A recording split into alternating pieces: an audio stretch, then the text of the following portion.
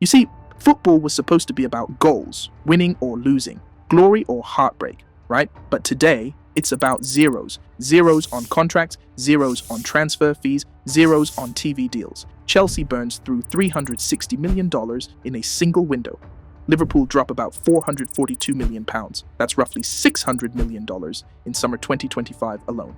Manchester United, over £216 million spent this same summer. Across the league, Premier League clubs spent £3 billion, that over $4 billion in that window. That's more than half of the money all of Europe's big five leagues put together. One league, one country, outspending a continent. This isn't competition anymore, it's domination. And the Premier League, it's the richest, most powerful, most unstoppable force in football. But power has a price, and in its rise, the Premier League hasn't just grown, it's broken the rest of Europe.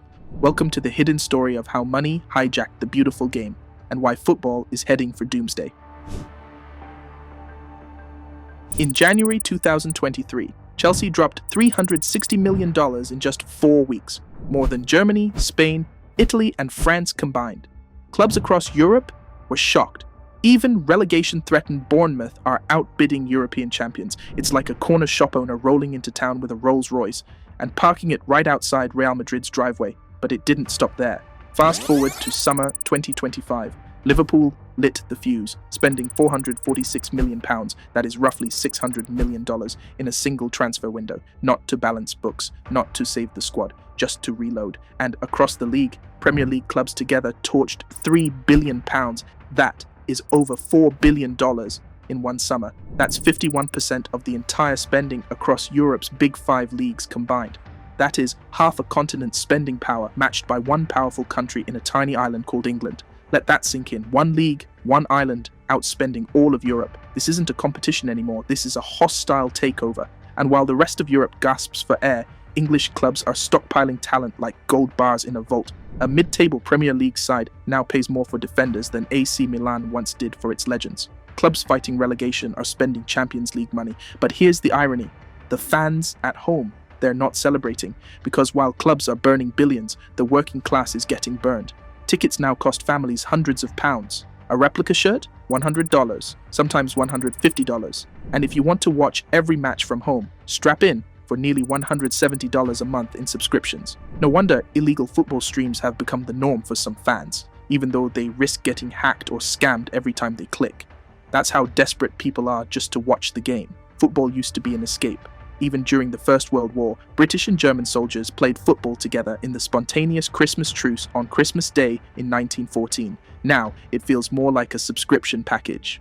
The beautiful game, it's starting to look more like a luxury brand. And the Premier League, it isn't just selling football anymore, it's selling power. But it wasn't always this way. In the 1980s, English football was in ruins. The so-called home of the beautiful game had become a battlefield. Stadiums were crumbling relics of another age, unsafe and outdated. Crowds packed onto terraces where chaos could ignite at any moment. Racism was rampant. Hooliganism dominated the headlines. The sport was losing its soul. And then came tragedy. April 15th, 1989. Hillsborough. A disaster that claimed the lives of 97 men, women, and children. It wasn't just football that died that day. It was trust. Trust in the authorities. Trust in the system. Trust that the game was safe. English clubs were already banned from European competitions after years of violent riots abroad.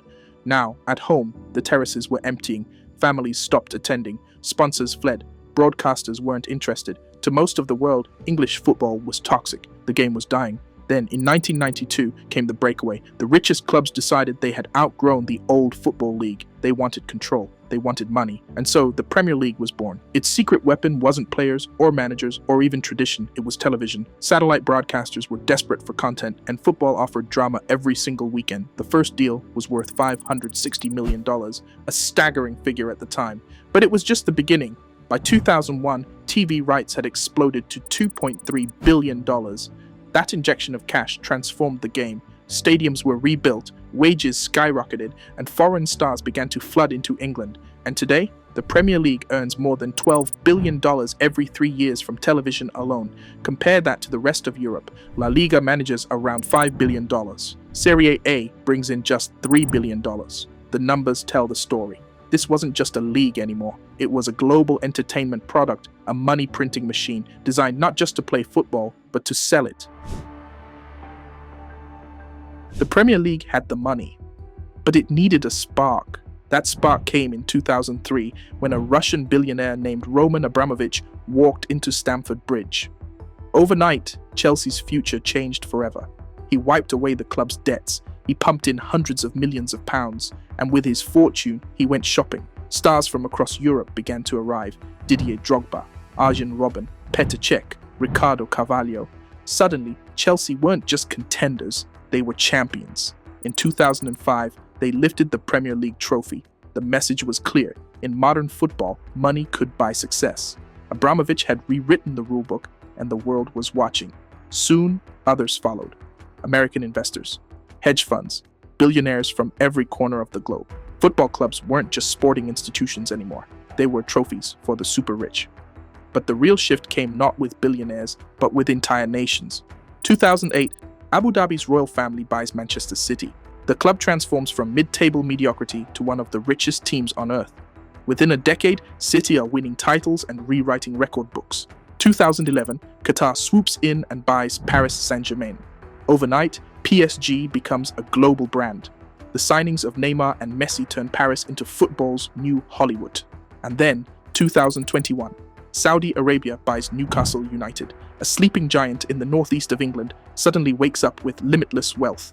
The billionaires had started an arms race, but the nation-states, they brought nuclear weapons. Football was no longer just about winning trophies. It became a battlefield for political influence, national branding, and global power. Stadiums turned into billboards for countries. Players became ambassadors. What Abramovich began as a billionaire's gamble had escalated into something far bigger: the weaponization of the world's most popular sport. And the Premier League? It wasn't just a competition anymore. It was the world's most glamorous, most expensive stage. But it wasn't just money that changed football. The rules themselves were rewritten. Until the mid-1990s, Europe's biggest competition, the European Cup, was a level playing field. Each country could send just one club. That meant the door was open for everyone. That's why you had winners from Romania, from the Netherlands, from Portugal. Clubs like Steaua Bucharest, Ajax, and Porto could dream and win. In those days, anyone had a shot at glory. But then, UEFA made its move. The European Cup became the Champions League, and with expansion came imbalance. Suddenly, the richest leagues weren't sending one team, they were sending four. England, Spain, Italy, Germany. These leagues got the lion's share of places. Smaller nations were left with scraps, forced into qualifiers that few survived. At the same time came the Bosman ruling of 1995. One legal decision changed everything. Players could leave for free at the end of their contracts, and European Union rules meant clubs could no longer restrict the number of EU players on the pitch. The result? The rich leagues began to stockpile talent. They could hoard the best players, sign them without limits, and outbid any rival from a smaller league. The old balance was destroyed. Clubs that once dreamed of European crowns, Ajax, Red Star Belgrade, Steaua Bucharest, were pushed to the margins. Once champions of Europe, they became feeder clubs, forced to sell their brightest stars to survive. The fairy tales ended. From then on, Europe's trophies were reserved for the wealthy. The Champions League became predictable, dominated year after year by the same names from the same countries. And as the gap widened, the Premier League began writing a new story.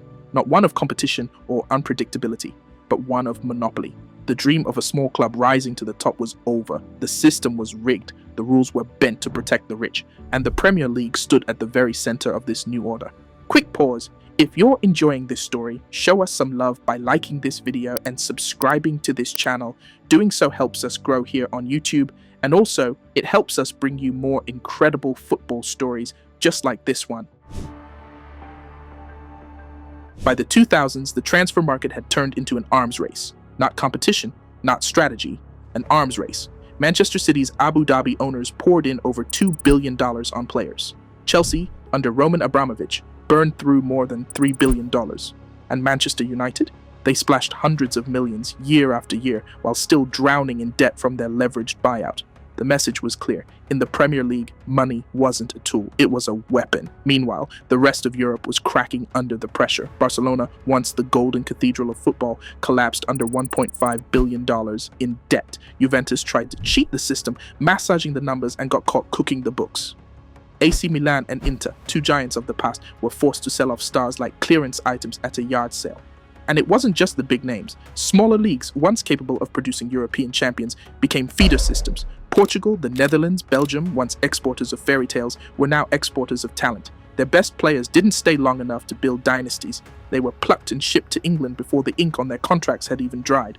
By 2022, the scoreboard didn't lie. 11 of the world's 20 richest clubs were English, not Spanish, not Italian, not German, English. Even the so-called worst Premier League club, teams fighting relegation, had more financial firepower than champions of Portugal or the Netherlands. Imagine a team battling relegation in England, paying more for a left-back than Ajax spends on an entire squad. That's the scale of imbalance. Europe wasn't competing with the Premier League anymore. Europe wasn't losing on the pitch. Europe was being bought off it. What started as a game of tactics and skill had become a market of billionaires and nation-states. And when you're armed with oil money, TV billions, and global branding, the outcome was inevitable. The Premier League wasn't just winning matches, it was winning the entire marketplace of football. Europe wasn't falling behind, Europe was being swallowed whole. So what did all this money buy? One word: domination. The Champions League was once the theatre of surprises. In the 1980s, 16 different countries reached the semi-finals. Portugal, Romania, the Netherlands, even clubs from Eastern Europe. Fairy tales weren't rare, they were expected. Now, the script never changes. Just 6 countries have made the semi-finals in the last decade, and it's always the same super rich clubs, circling each other like sharks in an aquarium, predictable, monopolized, bought. Europe's response was desperate. In 2021, 12 clubs tried to form a breakaway cartel, the Super League. The idea was simple. If the Premier League is hogging the spotlight, why not build a private show? Closed doors, guaranteed revenue, no risk of relegation. But football fans weren't having it. Protests in the streets, stadium banners, online revolts. Within days, the plan collapsed in flames. And yet, here's the truth. The Super League already exists. It's called the Premier League, broadcast in over 180 countries. The most watched league on the planet. In Africa, it's more than football, it's religion. In Asia, it dominates prime time. In America, it's finally breaking through, becoming part of mainstream sports culture. The Premier League isn't just England's league anymore. It's the world's league. Your favorite club in Spain or Italy might be historic, but your neighbor's kid, he's wearing a Chelsea shirt. And what about UEFA and FIFA?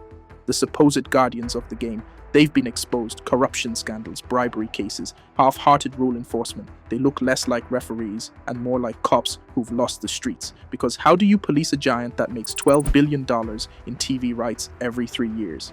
How do you rein in a machine that feeds broadcasters, sponsors, players, and fans across the globe? You don't. You just watch it grow. And while the Premier League grows, the rest of Europe withers.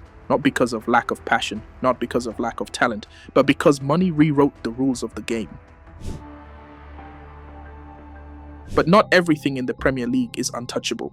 Every empire eventually faces the question, who's watching the empire itself? Manchester City, the crown jewel of Abu Dhabi's football project, currently face 115 charges of financial rule breaking. Allegations stretching back more than a decade. Hidden payments, inflated sponsorships, creative accounting. If even half of it proves true, it's the sporting equivalent of running a casino with loaded dice. Then there's Chelsea. The Abramovich years rewrote the playbook of football spending, but those years also left shadows. UEFA and the Premier League are investigating undisclosed payments and possible breaches of financial fair play. Deals that may have bent, if not outright snapped, the rules designed to keep the game fair. On paper, the punishments are brutal. Fines in the tens of millions, points deductions that could wipe out a season. In the most extreme case, relegation. Imagine that, billion-dollar squad sent down to play in barns and backyards. But here's the real question. Can the Premier League really punish its own cash cows? The clubs that bring in the billions, the clubs that make the league a global empire, because when the referee depends on the players for his paycheck, how strict can the whistle ever be? History tells us to be skeptical. Financial fair play was supposed to level the playing field. Instead, it often punished the small clubs who dared to dream, while the giants hired lawyers to stretch every loophole. Fans ask, if City or Chelsea are guilty, will they actually face consequences? Or will it be another slap on the wrist? A fine so small it feels like pocket change next to their transfer budgets. It's the fox guarding the henhouse, the league prosecuting the very giants that feed it. Justice in theory, compromise in practice. Because in the Premier League, the law is clear, money bends rules, and power protects itself. And this is where it gets dark. Because what happens if nothing changes? We are no longer in the era of billionaires. We are entering the era of states, oil-rich kingdoms, sovereign wealth funds, governments using football clubs not for sport, but for power, for global PR. And they don't just buy one club, they buy networks. The City Football Group already owns teams in 11 different countries, from Manchester to Melbourne, New York to Mumbai.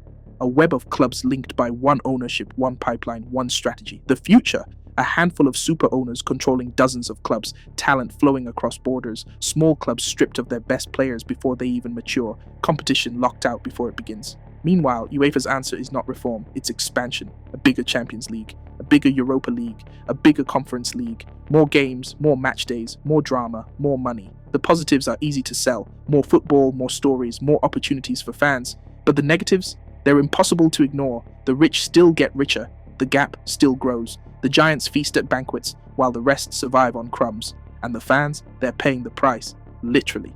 Wages stagnate, living costs rise, yet ticket prices soar. Replica shirts now cost triple digits. And if you want to watch your team across all platforms, the subscription bill can hit $170 a month. Football, once the escape of the working class, is now slipping out of their reach. The very people who built the culture, who filled the terraces for generations, are being priced out of the game they love. And if nothing changes, European football faces doomsday. A closed shop, a monopoly, a dream sold only to those who can afford it. The future of football isn't about goals or glory. It's about who controls the game and who gets left behind. So where does that leave us? The Premier League sits on the throne. It earns more than Spain, Germany, Italy, and France combined. Its TV deals dwarf entire economies of rival leagues. Its reach spans continents, dominating global screens from Lagos to Los Angeles, from Bangkok to Buenos Aires. This isn't just a football competition anymore, it's an empire. And like every empire, it rules with absolute control. The Premier League doesn't compete with Europe, it consumes it. Clubs that can't pay up, they're sold to the highest bidder. Leagues that can't keep up, they fade into irrelevance. And fans that can't pay up, they're left behind, priced out of the very game they created. The Premier League didn't just break European football, it replaced it. And now it controls the market the way a mafia boss controls his turf. Ruthless, relentless, unstoppable. Other leagues once dreamed of challenging England, but those dreams are gone. La Liga lost its crown when Messi and Ronaldo left. Serie A sold its legends and never recovered. The Bundesliga is efficient but unglamorous. League One has PSG but little else. The Premier League is the godfather of football. Every deal, every player, every broadcast, it all flows back to England. And when it doesn't, the league simply buys more. This is the end game. Football as monopoly. The beautiful game transformed into the most powerful entertainment product on earth. And the question now isn't who will stop it. The question is who will survive it. And now I want to hear from you. Has the Premier League's rise been the salvation of football or its downfall? What do you think is the way forward? Can the game still be saved, or is the monopoly here to stay? Drop your thoughts in the comments below. Let's have a conversation on a way forward. And if you found this story interesting, hit that like button, share it, and don't forget to subscribe for more stories. We got plenty of stories to tell.